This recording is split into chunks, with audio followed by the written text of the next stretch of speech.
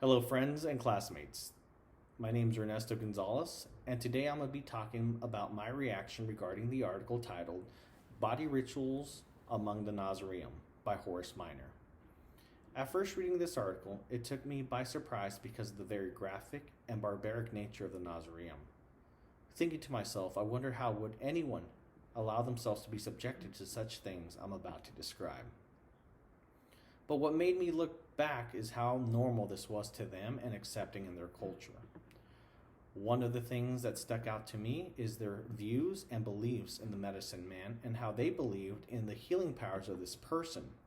Although they had this so-called medicine man to heal them and change certain appearances of their body so that they could become more appealing to be seen by this medicine man, they would have to present gifts to them before and after these rituals.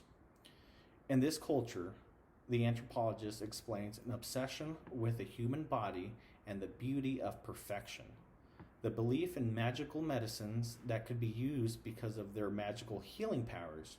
He also goes on to describe applications of magical powders that could be that they believe had magical properties, overall creating a more appealing appearance. In the article, Horace Minor talks of the Nacirema as a very sadistic and unappealing culture and describes rituals that are performed to the body, for example, sculpting of the face and legs. We hear of this and think, why would anyone do this and what was the purpose of it? But when you take a look into it, it's simply the shaving of the face and legs. The modern thing that both men and women do now is to achieve a perfect appearance. Another ritual that is performed is done by what Horace describes as a holy mouthmen. In this ritual, the holy mouthmen perform rituals on the Nacirema's teeth so that they will appear more attractive to lovers and friends, overall making them more attractive in general. The Nacirema will also perform breast augmentations for women who seem to have too small a breast, or for women to seem too big of breast.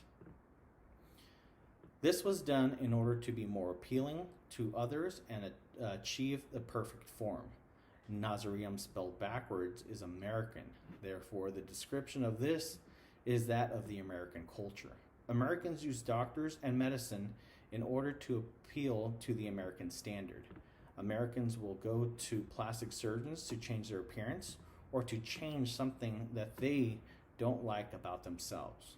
This, for many other reasons, is done to attempt to achieve the look of perfection and to appeal to the American standard that, according to the culture, has to be perfect. Flaws must achieve for the look of perfection, regardless of the cost financially and possibly harm to the body. The modern holy mouth man is what we would refer to today as our dentist, where people go monthly to keep their appearance as they strive for the perfect look. Modern hospitals can be considered temples where people would often go get medicine that didn't always work for them and more often required people to return continuously and often without ever addressing the real problem that they might have. Giving gifts translates to the money paid for the treatments that they did not need at first. Communication between one culture to another can be seen as strange because there is no fundamental understanding of each other's cultures at first. One can experience it and learn from it themselves. Many of the norms in different cultures are not the norms in ours. Still, they can be as strange in our own views because what they do and what we do to communicate are two different things. For example, in the Middle East, many people not only use verbal cues to communicate, but also use body and hand movements to partner their verbal communication. In America, this can be often seen as disrespectful because it can lead to a threatening gesture. As a Christian, attending church was a regular thing for my family and me. Going to church every Sunday was our way of being closer to God and allowing us the opportunity to gather with others believers and worship together as a large family. The Middle East culture also participates in similar practices, and although they have many differences, we share many more common rituals than we don't. Both cultures read and acknowledge believing in one another's gods, but share different views.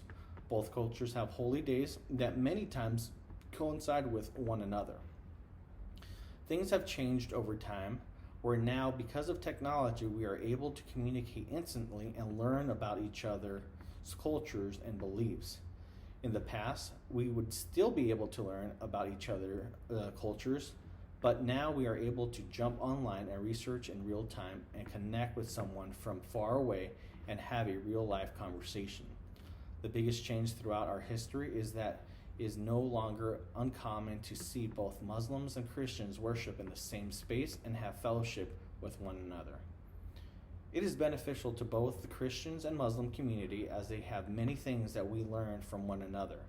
We will find that when we have more things in common than things that we do not, and that we have more that brings us together than things that separate us.